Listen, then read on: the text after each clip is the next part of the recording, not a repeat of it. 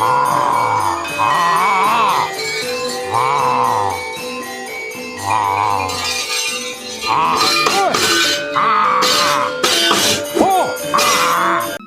aku kowe iki ya wong cilik rak ya duwe anak. Aja nganti bocah ki mau tanpa pendidikan. Lah, kowe aku cocok. Aja nganti bocah ki kok kapiran tanpa pendidikan. Loh, iki jenenge nangkeh. Ya, galak.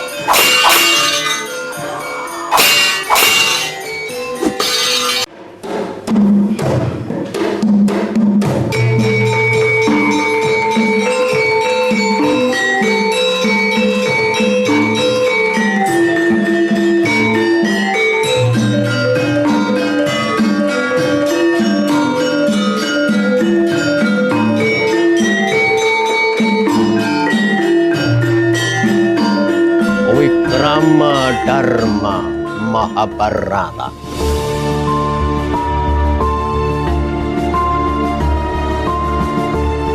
Anggantaraken piputur luhur isining serat Mahabharata kawedhar. Medhik lampan dinasti wangsa Bharata jaman Kencana ingkang nggantaraken Ki Ngabehi Edi Pranata Gending lan ilustrasi Agil Dani Rahmawati.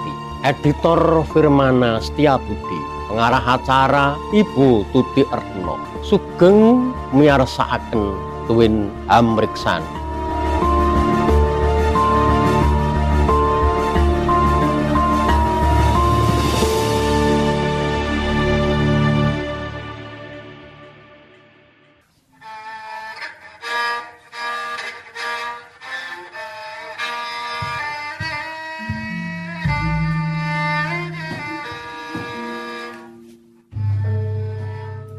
Lalu diwasaning kondo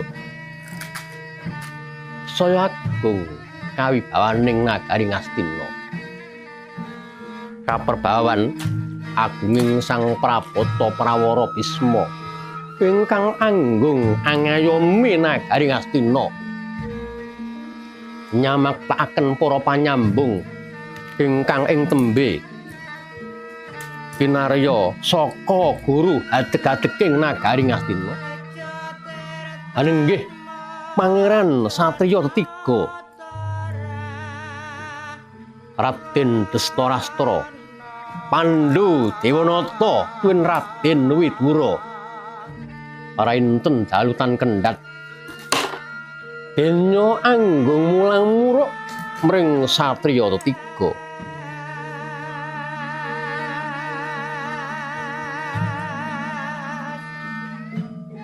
Anak kunggir Destarastra kawula wonten dawuh paman ya senadyan jeneng sira iku ora jangkep panca indriyamu kodrating dewa sira nandhang kekurangan tata netra nanging aja tilik atimu Destarastra. Kula nuwun inggih kados pundi melih paman jer kula menika tiyang tumitah nanging boten jangkep panca indriya kula paman kula sepisan maneh aja tilik ati akeh menungso kang jangkep panca indriyane waras mripate waras kupinge duwe tangan duwe sikil nanging ora bisa nindakake lan migunakake panca indriya paringing dewe iku mau kanthi becik mripate tinggul nyawang bab-bab kang dadi laranganing agama lan negara mripate ora bisa nyawang penandang lan kasangsayaning akeh talingane waras nang ora bisa ngrungokake pituduh-pituduh kang becik anane mung nasar ngawur ngawu gawar ora jeneng mokal suluk uripe sasar susur ampyak awur-awur ora katan wanding tembene bakal nggayuh karma pala kang abot Destarastra nanging paman nanging piye kados pundi anggen kula makarti Jejuring kula menika tiyang ingkang uta Cata Netra.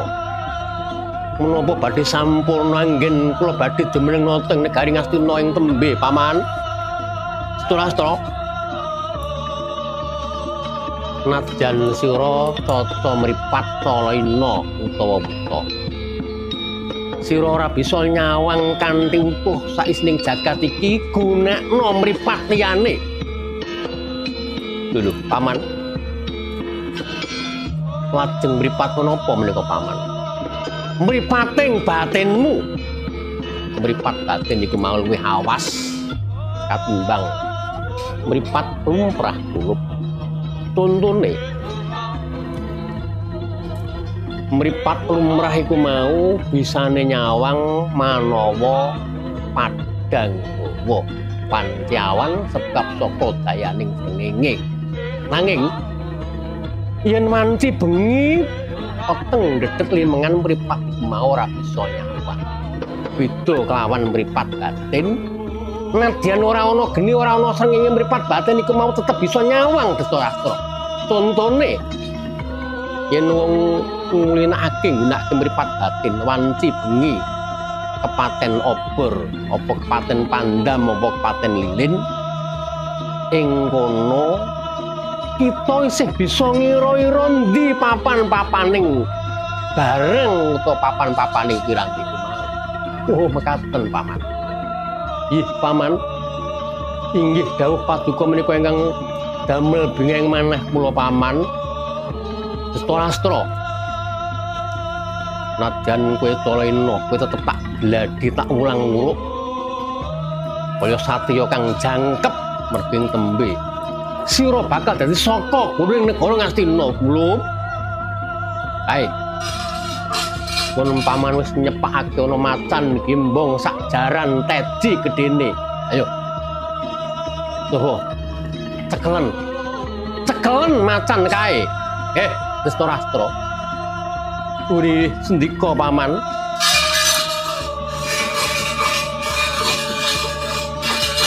Tandya saksana Raden Destarastra midhangetaken dawuhipun ingkang paman Resi Dewa Brata. Oleh rasa ngginakaken kawaskitaning batin dendu macan gimbong sak jaran teji.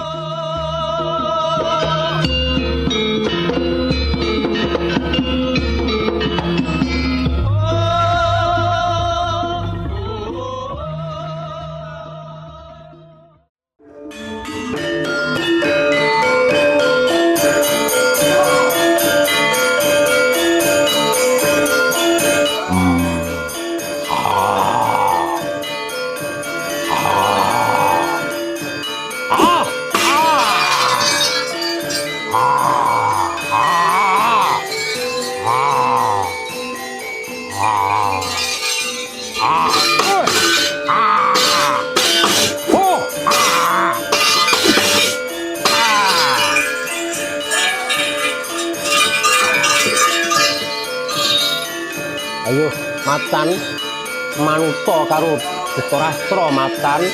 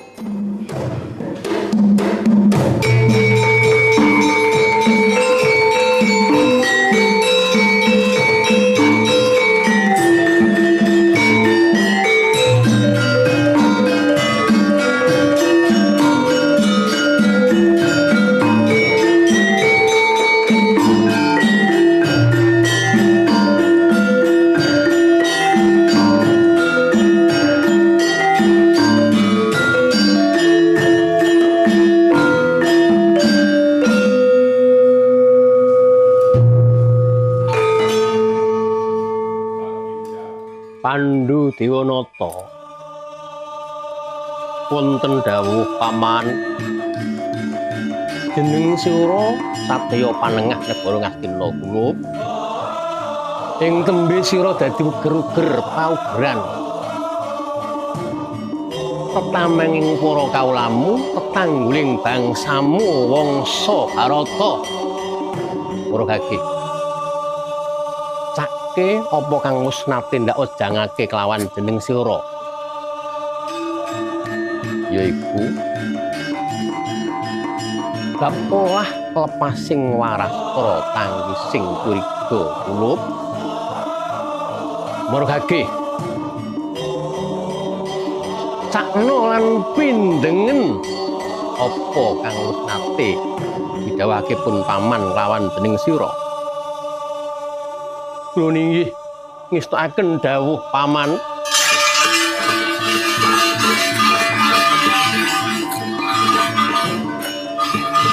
Trisaksana dene mangke Trisang Pandhu Dewanata wis nate anggladi olah kridaning Warastra tangising kuriga den mulang-muluk dening Sang Prabata Prawara Bisma mentang langkap sinandangan jemparing pengendriya arsa matek adi Pancawara ngembat-embat kanang langkap anglepasaken Sandata Naraca Bala Warastra ucul saking kendheng ngedalaken Prabawa Warastra mahewu-hewu ngebeki akasa kaya mageri negari Ngastina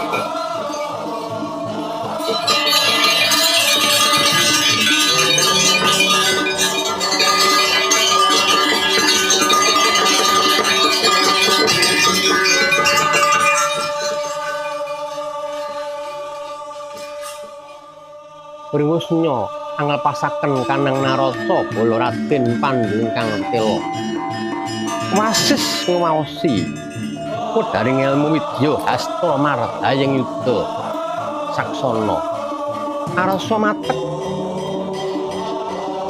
Brahma hastra inggih menika panah latu ingembat-embat kanang langkap ucul saking kendheng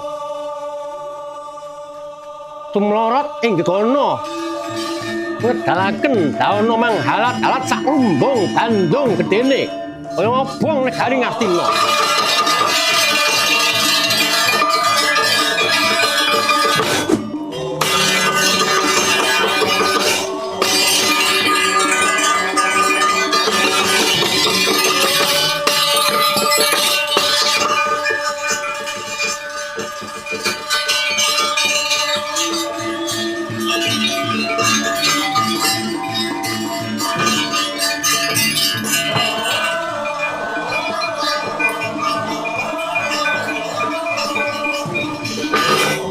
berisi medaling dawana hastra utawi Brahma hastra meh-meh kemawon ngobong kedaton negari Ngastina saksana linepasan Daruna hastra jemparing ingkang ngedalaken toya sami sakala mijil lesus campur jawah anyirep wijining dawana ingkang ngebeki dawana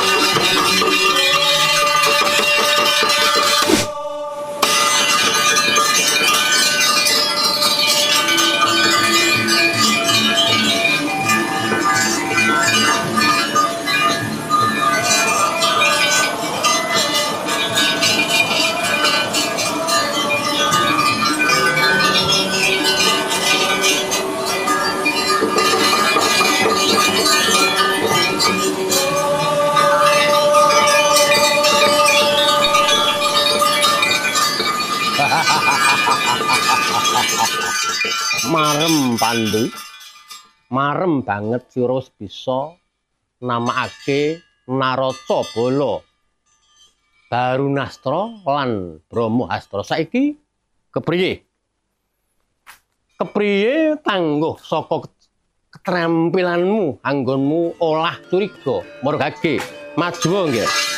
Kuwi nuwun sewu paman ya.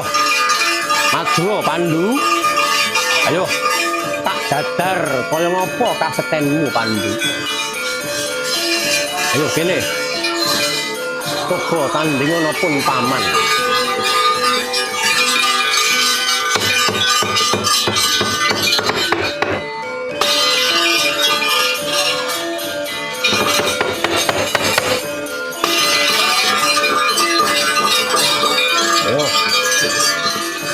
Ayo Pandhu, maju Pandhu.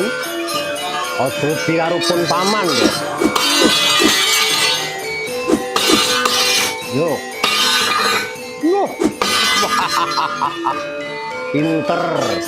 Pinter bisa mabur ke Pandhu.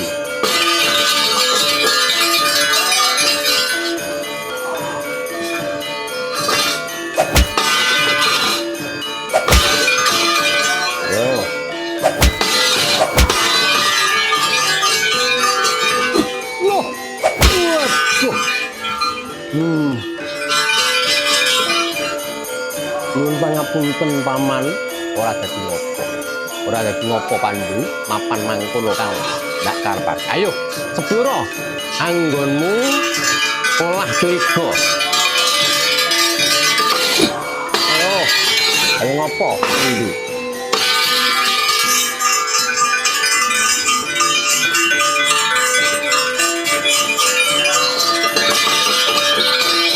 Ayo Pandhu. Tampanono surganing pun paman.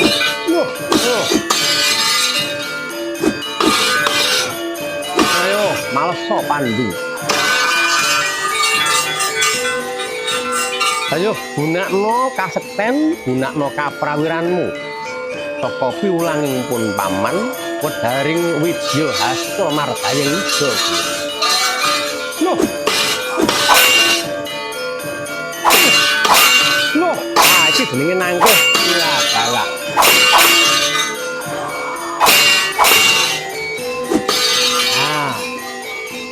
Ayo, Yer.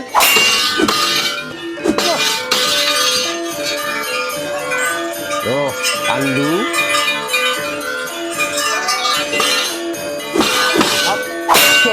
Bogo. Yo, pinter tenan anakku Pandhu.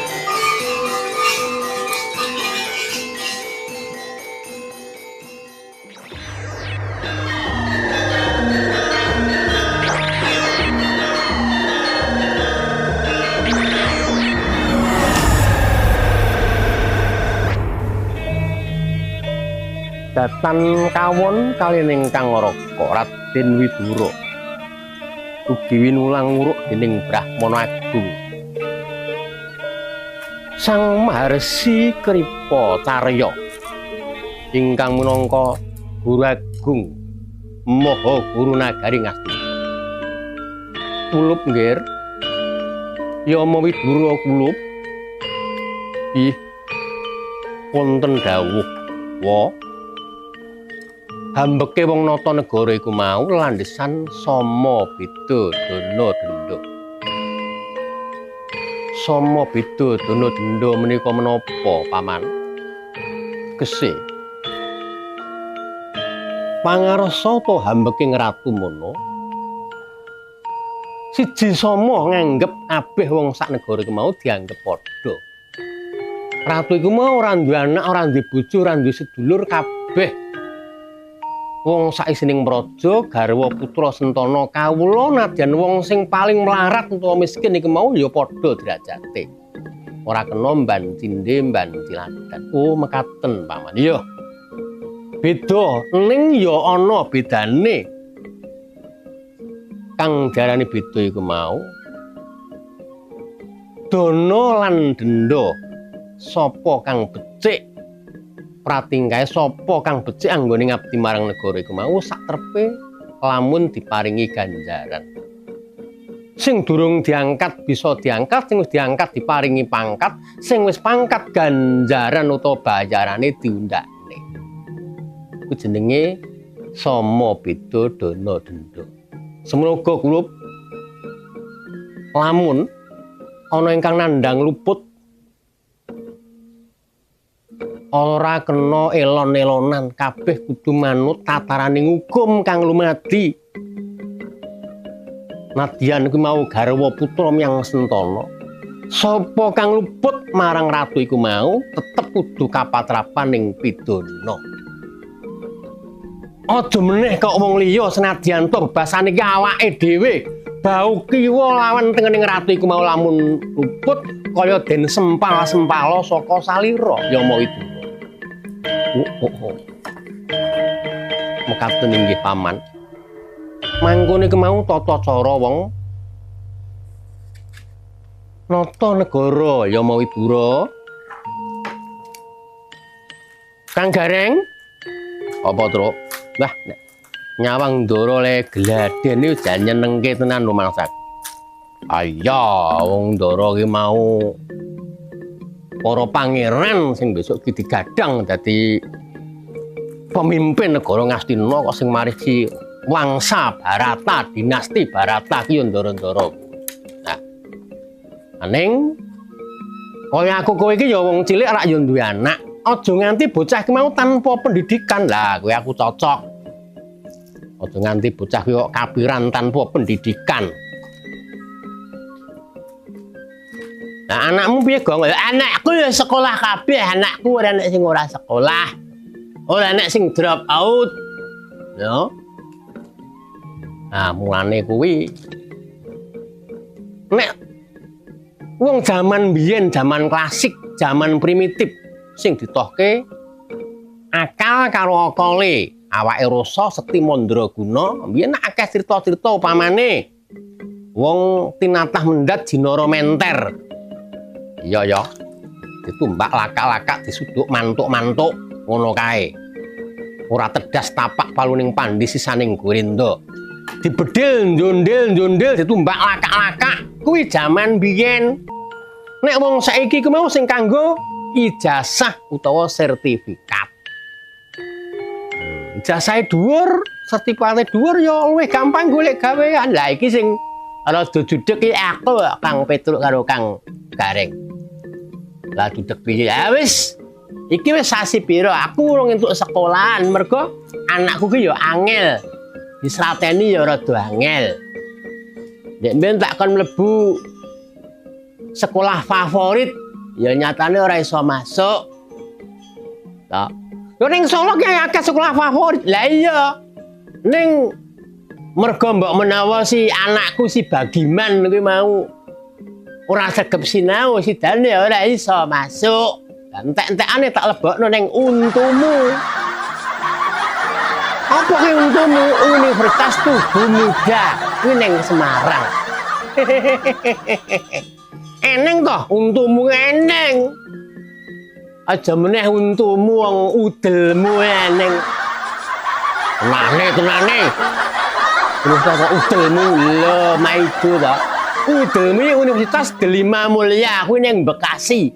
Disingkat udelmu. Lah. Gawe.